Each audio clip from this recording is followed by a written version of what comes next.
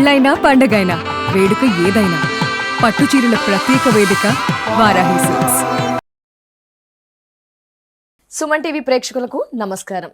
ద్వాదశ రాశుల్లో చివరి రాశి మీనరాశి. మరి మీనరాశి వారికి గ్రహ సంచారం, వ్యక్తిత్వం, అలాగే చూసుకుంటే సూర్య చంద్ర గ్రహణాలు వెనువెంబడే వచ్చేస్తున్నాయి. శని వక్రగతి, అందులో చూసుకుంటే గనక మంచి రోజులు, పర్వదినాలు, అద్భుతమైన దినాలు, శ్రావణ మాసం, భాద్రపద మాసం, కార్తీక మాసం.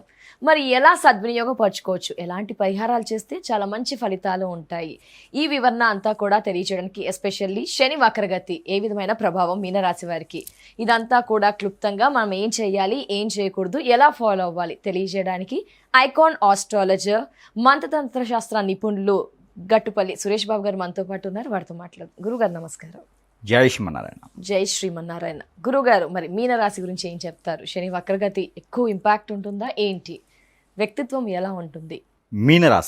మీనరాశిలోనే సంచరిస్తున్నటువంటి శని భగవానుడు, ఏలినాటి శని భగం కూడా మీనరాశి వారికి పైనే ఉంది. చాలా మంది అనుకుంటున్నారు ఏలినాటి శని ఉంది, ఇంకా మీనరాశి వారి పని అయిపోయినట్టే, ఇంకేం లేదు, ఎక్కడేసి ఇంకొక అక్కడే ఉంటుంది, అలా మూల కూర్చోబెట్టేసేయాలి, ఇంకా వాళ్ళ పని ఏం కాదు, ఇలా అసలు ఏం చేయలేరండి ఇంకా అనుకుంటారు. దాంతో తగ్గట్టుగా ముందుగానే మూలిగని తాటిగా పడ్డట్టుగా మరి మళ్ళీ కూడా వక్ర దృష్టి అంటున్నారు. మరి వక్ర దృష్టి అంటే ఎంత దూరం పరిగెత్తాడో, ఏం పాడో, శని పాడే, మళ్ళీ ఏ రాశి మేము పడిపోతాడో అని భయం వేస్తున్నారు. శని సాధారణంగా ఉంటేనే అసలు వక్రగతి అంటే ఇంకా ఏంటా అని అనుకుంటారు. కానీ వక్రగతి అయినా కూడా శని మీనరాశిలో ఉన్నారని ఎవరికి తెలియట్లేదా, మరి ఏం అర్థం కావట్లేదు. వక్రగతి అంటే పరిగెత్తుకుంటూ వెళ్ళేసి ఇంకో రాశి మీద దూకట శని, అలానే ఉంటూ ఒక్క అంగుళం అంటే ఇక్కడ మనకు ఒక పాదానికి మోయిను పాదం మారుతున్నాడు అంతే. మీనరాశిలోనే సంచరిస్తూ ఉన్నాడు, ఒక పాదానికి వెనక్కి వచ్చాడు. దానికి మన వాళ్ళంతా కూడా డబ్బాలు కొట్టేసుకుంటారు, ఇంకేం లేదు, మీనరాశుల పని అయిపోయింది, ఇక అసలు ద్వాదశ రాశులే లేవు, అందరూ విపత్తుల పాలైపోతుంటారు, నష్టపోతుంటారు అని చెప్పేసి. కానీ మీనరాశి వారికి ఏలినాటి శని మొదలైన తర్వాత ఎన్నో రకాల పనులైనాయి. కావు ఈ పనులు ఇంకా అవ్వవు అనుకుని అన్నీ అయిపోయినాయి. విదేశాలకు వెళ్ళిపోయినారు ఎంతోమంది అండి, విదేశాలకు వెళ్ళారు, అక్కడ సెటిల్ అయిపోయి ఉన్నారు, గ్రీన్ కార్డ్స్ వచ్చేసినాయి, అక్కడ స్థిరత్వంగా ఆ దేశానికి సంబంధించినటువంటి పౌరసత్వం కూడా వచ్చేసింది చాలామంది కూడా మీనరాశి వాళ్ళకి. శని భగవాన్ వాళ్ళ దాంట్లోకి వచ్చిన తర్వాత చాలామంది పనులు అయిపోయినాయి. పెళ్ళిళ్ళు అయినాయి ముందు, ముఖ్యంగా ఆగిపోయిన పెళ్ళిళ్ళు అయిపోయినాయి. భార్య భర్తలు దూరమైనారు, అవన్నీ కూడా కోర్టులో చించేసుకున్నారు, డాక్యుమెంట్లు అన్నీ కూడా చించేసి మళ్ళీ ఒకటైపోయిన ఉన్నారు. పిల్లలు పుట్టారు, పిల్లలు లేని వాళ్ళకి పెళ్ళైన ఉండి, పిల్లలు పుట్టారు. మరి ఇంకెక్కడ శని భగవాడు వీళ్ళని ఇబ్బంది పెడుతుందో నాకు అర్థం కాలేదు. మీనరాశి వారికి శని మంచి చేస్తాడు, ఏలనాటి శని ఉన్నప్పటికీ కూడా మంచి చేస్తాడు. కానీ మీనరాశి వారికి మంచి చేస్తారు, కన్యారాశి వారికి మంచి చేస్తాడు శని. కానీ ఈ శని మంచి చేస్తున్నాడు అనే విషయం చాలామంది తెలియదు. రెండో విషయం ఏంటంటే, శని ఏం చేస్తాడంటే చేసే పని, అనుకున్న పని, మనకి కావాల్సిన పని ఆలస్యం చేస్తాడు. దాంట్లో ఆలస్యం ఎందుకు చేస్తాడంటే ఆ పని విలువ మనకు తెలియచేయడానికి, ఆ వ్యక్తిత్వం ఎదుటి వాళ్ళని మనకు తెలియచేయడానికి. ఇది మీనరాశిలో కాదు, ఏ రాశిలో శని ఉన్నా కూడా తెలియచేస్తుంటాడు. కొన్ని రాశుల వారికి ఓర్పు లేక అబ్బా శని పట్టాడు కాబట్టి నా పని అవ్వట్లేదు అనుకుంటారు. కొన్ని రాశుల వారికి సహనం ఉండదు, ఆ శని అనుకుంటుంటాడు. కాబట్టి శని భగవానుడు మంచి చేస్తాడు. మీనరాశి వాళ్ళకి ఎందుకు మంచి చేస్తారో తెలుసా అండి? వాళ్ళు పెద్దగా ఆవేశపడరు, ఆలోచిస్తారు, పెద్దగా తొందరపడరు, ఎమోషనల్గా ఉంటుంటారు. జలతత్వం గల రాశి, సరే పోయింది పోని అనుకుంటూ ఉంటారు, వచ్చింది ఉన్నదే దక్కుదల అనుకుంటుంటారు. కానీ అందుకే వారికి మంచి జరుగుతుంది. తొందరపడరు, వాళ్ళు ముందుగా తొందరపడరు కాబట్టి వాళ్ళకి మంచి జరుగుతుంది. అది ఒక విషయము. ప్రసాదం పంచుతున్నారు అని చెప్పి కేకపడరు, వచ్చింది కల్లా నా దగ్గరికి వస్తే చాలరా బాబు అనుకుంటారు, అలా అదృష్టం ఉంటే వస్తుంది అనుకుంటారు. కానీ అందుకే వాళ్ళకి మంచి జరుగుతుంది. అలా కూర్చుని పోతారు, అలా ఇంకేం రాదనుకుంటే ఏముండదు అనమాట. వాళ్ళు 1కి 2 సార్లు 3 సార్లు ప్రయత్నం చేస్తే ఖచ్చితంగా పని అవుతుంది. ఆ ఓర్పు సహనం ఎవరికి ఉంది అంటే మీనరాశి వారి తర్వాత కన్యారాశి వాళ్ళకే ఉంటుంది. కాబట్టి ఆ 2 రాశులకి మంచి చేస్తాడు శని. మరొకటి ఏంటంటే, నవగ్రహాల చుట్టూ తిరుగుతూ శనీశ్వరుడికి ఎప్పుడైనా కుదిరినప్పుడు ఒక్కసారి నువ్వుల నూనెతో అభిషేకం చేసుకొని, ఒక బెల్లం ముక్క పెట్టి, ఒక మట్టి ప్రమిదలో నువ్వుల నూనె పోసి 2 ఒత్తులేసి దీపారాధన చేస్తే ఆ శని భగవానుడు అసలు బోలాశంకర్లాగా అయిపోతాడు. ఏ రాశి వారైనా సరే.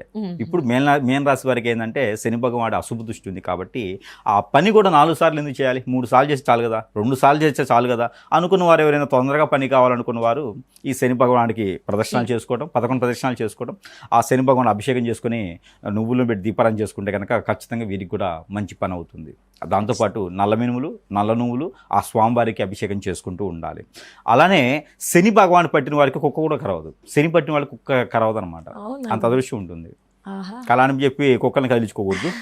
అయితే ఇక్కడ శని భగవానుడు అంత మంచి చేస్తాడనమాట మీనరాశి వారికి. అలాంటిది ఎవరైనా శత్రువులు దండెత్తాలన్నా శని పట్టిన వాళ్ళకి శత్రువులు ఏం పనిచేయరు. ఎలాంటి వాళ్ళు ఇబ్బంది పెట్టాలన్నా ఏదైనా హిప్నటిజం, బ్లాక్ మ్యాజిక్ లాంటి పాతవి ఏమైనా చేయించుంటే తప్పితే ఇప్పుడు ఎవరైనా చేపించినా పెద్దగా వీరి మీద పారవు. అంతే శని భగవానుడు అంత మంచి చేస్తాడు. మనం ఒకవేళ ఎక్కడైనా యాక్సిడెంట్ ఇట్లా ఏమైనా గండాలు ఉన్నా కూడా గండాలు కూడా పనిచేయవు, గండాలు కూడా తప్పిపోతాయి. మరి శని అంత మంచి గొప్ప చేస్తామంటే శని భగవానుడు వాళ్ళు మీరు ఇబ్బంది పడతారు, నాశనం అయిపోతారు, భంగపడతారు, బాధపడతారు. ఎక్కడ మరి ఇవన్నీ మంచివే కదా. అట్లాగా శని భగవానుడి వల్ల మీనరాశి వారు ఖచ్చితంగా సెటిల్ అవుతారు. ఒకవేళ పంట ఊరు పండించే రైతులు ఉన్నారనుకోండి, చేపల చెరువులు, రొయ్యల చెరువులు, కొబ్బరి తోటలు, మామిడి తోటలు, అరటి తోటలు ఇన్ని రకాలుగా వేసి సంపాదించుకుంటారు వాళ్ళు.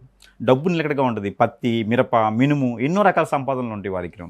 దాంతోపాటు కొంచెం శుక్రుడు ఇబ్బందిలో ఉన్నాడు. శుక్రుడు వీరికి కొంచెం ఇబ్బందిగా ఉంది కాబట్టి పెళ్లి చేసుకోవాలన్నటువంటి ఆలోచన ఏమైనా ఉంటే కొంతమేర ఈ సంవత్సరం ఆగితే మంచిది. మొదటిసారిగా చేసుకోవాలనుకున్న వారు ఈ డిసెంబర్ వరకు ఆగిన తర్వాత డిసెంబర్ 17వ తారీఖు తర్వాత ఏదైనా ఉంటే పెళ్లి చేసుకోవచ్చు, ఇబ్బంది లేదు.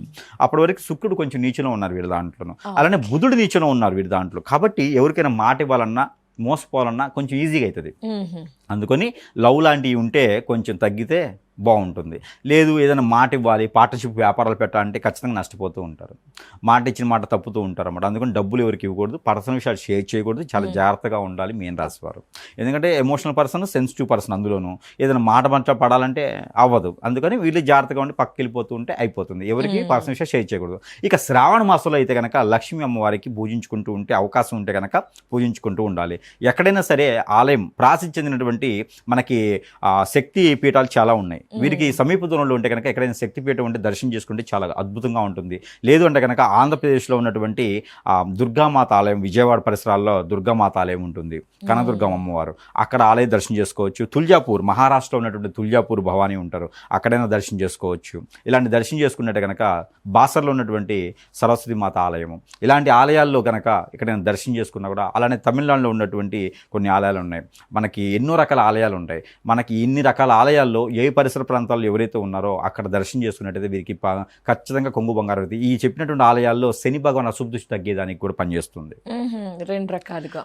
కాబట్టి ఈ ఆలయాల్లో దర్శనం చేసుకోవాలి. సొంత డబ్బులతో మాత్రమే వెళ్ళాలి, కష్టపడిన సొమ్ముతోనే వెళ్ళాలి. ఎక్కడో తీసుకొని అప్పులు తీసుకొని మాత్రం చేయకూడదు. కాబట్టి ఇలాంటి చేసుకున్నట్టయితే కనుక చాలా అద్భుతంగా ఉంటుంది. అలానే వీరికి ఇంకా కూడా ఈ ఆగస్టు 12వ తారీఖున ఏర్పడేటువంటి సూర్యగ్రహణం, కర్కాటక రాశిలో ఏర్పడేటువంటి సూర్యగ్రహణం వల్ల కూడా వీరికి కొంత ఇబ్బంది కనిపిస్తుంది. పెద్దవాళ్ళకి ఇంట్లో అనారోగ్య పాలవడం కానీ, ఆస్తులు నష్టపోవడం కానీ, ఇబ్బంది పడటం కానీ, డబ్బులు పోవడం కానీ ఇలా నడుస్తుంది. కాబట్టి పార్ట్నర్షిప్ వ్యాపారాలు పనికిరావు. కొత్తగా వ్యాపారం చేద్దామంటే కూడా ఏదైనా శారీ బిజినెస్ కానీ, 1 గ్రామ్ గోల్డ్ కానీ, పాల ఉత్పత్తులు, అలానే హోటల్స్ రంగం కూడా, తినుబండాల రంగం కూడా వీరికి బడ్డీ కోట్లు కానీ ఇలాంటి వాటిలో చాలా అద్భుతంగా ఇలాంటి చిన్న చిన్న వ్యాపారాలు చేసుకోవాలి. ముఖ్యంగా వీరికి హాస్పిటల్స్ కానీ, మెడికల్ కానీ, ఆయుర్వేదిక్ కానీ, అల్లోపతి, న్యాచురోపతి, క్యూర్పతి అనేటువంటి ఏదైతే ఉందో ఇవన్నీ కూడా పెట్టుకుంటే కనుక వీరు రంగిస్తారు.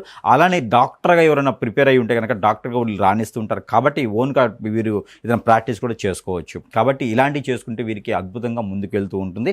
ఇక ఈ శ్రావణ మాసం మొత్తం కూడా 3వ వారం కానీ, 4వ వారం కానీ, 5వ వారం కానీ వీరు అమ్మవారి పూజించుకోవడం కానీ, మనం చెప్పినటువంటి ఆలయాలు దర్శనం చేసుకుంటే కూడా వీరికి అద్భుతంగా ఉంటుంది. కాబట్టి ఇక ఈ భాద్రపద మాసంలో వినాయక చవితి వస్తుంది. ఈ వినాయక చవితి పర్వదినాల సందర్భంలో 5వ రోజు కానీ, 7వ రోజు కానీ, ఈ 2 రోజులు కనుక వీరు ఏదైనా ప్రయత్నం చేస్తే పాలతో సంబంధించినటువంటి పదార్థాలు ఏవైనా ఉంటే, చలిబిడి కానీ, ఉండ్రాళ్ళు కానీ, లేకపోతే కుడుములు కానీ కనుక, లేదా పాలతాలికలు అంటారు, పాలతాలికలు కానీ, చక్కెర పొంగలు కానీ స్వామివారికి నైవేద్యం పెట్టాలి. 5వ రోజు కానీ, 7వ రోజు కానీ స్వామివారికి నైవేద్యం పెట్టినట్టయితే వీరికి ఖచ్చితంగా ఆర్థికమైనటువంటి స్థితిగతులు, నిరుద్యోగ సైతం కూడా ఉద్యోగం వచ్చే అవకాశాలు ఖచ్చితంగా కనిపిస్తాయి. ఇక కార్తీక మాసంలో మనం తీసుకున్నట్టయితే కనుక ఈ కార్తీక మాసంలో ఏదైతే ఉందో వీరు దాన ధర్మ యజ్ఞ యాగాలు చేసుకుంటూ ఉండాలి. ఏదైనా కన్యా పశుపత్ర హోమం కానీ, గురు పశుపత్ర హోమం కానీ చేసుకుంటూ ఉండాలి. ఇక ఆర్థికంగా ఇబ్బంది ఉన్న వాళ్ళు గాయత్రి హోమం చేయించుకుంటే కనుక ఖచ్చితంగా వీరికి కలిసి వస్తుంది. ఆస్తులు నష్టపోయిన వారు, బాధపడేవాళ్ళు, పంటలు నష్టపోయిన వారు, ఇంకేదైనా భూముల్లో విభేదాలు ఉన్నవారు, కోర్టులో విషయాలు ఉన్నవారు, భార్యభర్తలు దూరమైన వారు, వీళ్ళందరూ కూడా ఈ యొక్క హోమం చేయించుకున్నట్టయితే కార్తీక మాసంలో వీరికి అన్ని రకాల ఇబ్బందులు లేకుండా ఉండేదానికి ఉంటుంది. కాబట్టి ఇలాంటి ప్రయత్నాలు చేసుకుంటూ ఉండొచ్చు. ఇక ఈ మాసాలన్నింటిలో కూడా తీసుకున్నట్టయితే కనుక ఇక జాతక ప్రకారంగా, గోచార ప్రకారంగా, నక్షత్ర ప్రకారంగా, దశల ప్రకారంగా కాకుండా ఏదైనా గ్రహ దోషాలు ఉన్నట్టయితే కనుక వీరికి ముఖ్యంగా శుక్రగ్రహం ఒకటి, బుధగ్రహం ఒకటి, శని, ఈ 3కి కనుక జపం చేసుకుంటూ ఉండాలి. 9 మాలలేమో శుక్రుడికి, 5 మాలలేమో బుధుడికి, అలానే శని భగవానుడికి 8 మాలల చొప్పును తీసుకుంటే స్ఫటిక మాలతో చేసుకోవాలి. 109, 109, 108 ఉన్నటువంటి మాలను తీసుకొని ఈ స్ఫటిక మాల తీసుకుని ఎవరికి వారే జపం చేసుకోవచ్చు. ఈ జపం అనంతరము ఒక వాటర్ గ్లాస్ పెట్టుకుని ఆ వాటర్ గ్లాస్ ఊదేసి మనం తాగొచ్చు. ఇలాంటివి చేసుకున్నట్టయితే కనుక వీరికి ఆ శని భగవానికి, బుధుడు భగవానికి, శుక్ర భగవాన్ యొక్క జపం జపం కూడా చేసుకున్నట్టయితే వీరికి ఆ గ్రహ దోషాలు కూడా పోతాయి. ఇంకా కూడా వీరికి పట్టి పీడిస్తుంది, ఇబ్బంది పడుతుంది అంటే వీరికి వ్యసనము, రంది, కుళ్ళు, కుతంత్రం, ఎవరో వీరిపైన చుట్టాలు, బంధువులు, మన చుట్టూతో ఉండేటువంటి మిత్రులు అందరూ కూడా వీరిపైన దండెత్తేసి ఏదైనా హిప్నాటిజం, బ్లాక్ మ్యాజిక్, వశీకరణ, భాగముఖి, భానుమతి, యక్షి లాంటి చేసి వీరిని అష్టదిబ్బందులు పాలు చేసేసి వీరు అనుకున్నటువంటి పనులు ముందుకు వెళ్లకుండా చేసే విధంగా ఉండొచ్చేమో. అలాంటివి ఏమైనా ఉన్నాయంటే కనుక ప్రపంచంలో ఉన్నటువంటి ఆలయాలు అన్నీ అయిన తర్వాత మనకి కాశీకి వెళ్ళినట్టుగా ప్రపంచంలో ఉన్నటువంటి గురువులు అందరూ అయిన తర్వాత మనకి పని అవ్వలేదు అనుకుంటే కనుక సురేష్ గారిని సంప్రదిస్తే కనుక వీరికి సమస్యకు మాత్రమే పరిష్కారం దొరుకుతుంది. సురేష్ గారి దగ్గర వేరే ఏముండదు.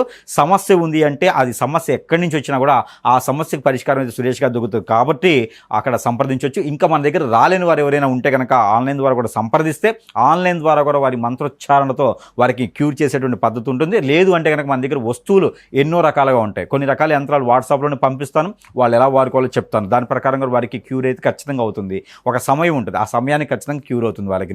దాంతోపాటు వారికి ఇంకేదైనా వస్తు రూపాన కావాలి, మనకి ఏదైనా కవచం ఉండాలి, మన చుట్టూ ఒక ధైర్యం కావాలనుకుంటే కనుక మంత్రోచ్చారణ అగ్నిహోత్రం ద్వారా చేసినటువంటివి ఉన్నాయి మన దగ్గర చాలా వస్తువులు. ఎవరికైనా కావాలంటే సంప్రదిస్తే కూడా ఆ వస్తువును వారి చెంతకు చేర్చేటువంటి సదవకాశం మన దగ్గర ఉంది. కాబట్టి ఏదైనా ఉంటే సంప్రదిస్తే వారి సమస్యకు పరిష్కార మార్గం మాత్రం ఖచ్చితంగా సురేష్ గారి దగ్గర దొరుకుతుంది.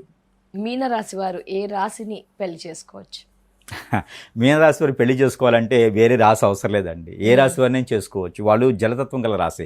వేరే వాళ్ళ వలన వీరికి ఇబ్బంది అయితే తప్పితే మీనరాశి వారి వలన ఇంకొకళ్ళు ఇబ్బంది పడ్డారనేది లేదు. ముఖ్యంగా అయితే వీరు చేసుకోవాలనుకుంటే కనుక వృషభ రాశి వాళ్ళని చేసుకోవచ్చు, మిథున రాశి వాళ్ళని చేసుకోవచ్చు, కన్యా రాశి వాళ్ళని చేసుకోవచ్చు. అలానే ధనుసు రాశి వాళ్ళని చేసుకుంటే ఇద్దరి మధ్యన అట్రాక్షన్ బాగుంటుంది. ఈ రాశి వాళ్ళని ఖచ్చితంగా చేసుకోవచ్చు. ఈ రాశి వాళ్ళని చేసుకునే తరుణంలో కంపాటబిలిటీ చెక్ చేసుకునే అవసరం కూడా లేదు. ఆ రాశి వాళ్ళు దొరకడం ఆ రాశి వాళ్ళకి అదృష్టం. చేసుకోవచ్చు ఖచ్చితంగా. ధన్యవాదాలు గురుగారు, నమస్కారం. సో ఇయర్స్ చూసారు కదా, మీనరాశి వారికి రాశి వివరణ తెలియజేశారు. పరిహారాలు అయితే ఎన్నో వివరించారండి. మీకు తోచిన పరిహారాన్ని చేయండి, మంచి పరిష్కార మార్గాలని తెలుసుకోండి. అండ్ అలాగే చూసుకుంటే లేదు ఇదంతా ఫాలో అయ్యాం, ఎన్నో గుడ్లు గోపురాలకు వెళ్ళాము, బట్ మన మనసులో ఇంకా బాగా ఇబ్బంది అనిపిస్తుంది, గురువు గారిని సంప్రదించాలనే భావన మీలో కలిగిందా? స్క్రీన్ పై నెంబర్ ఉంటుందండి, వెంటనే కాల్ చేయండి. నమస్కారం.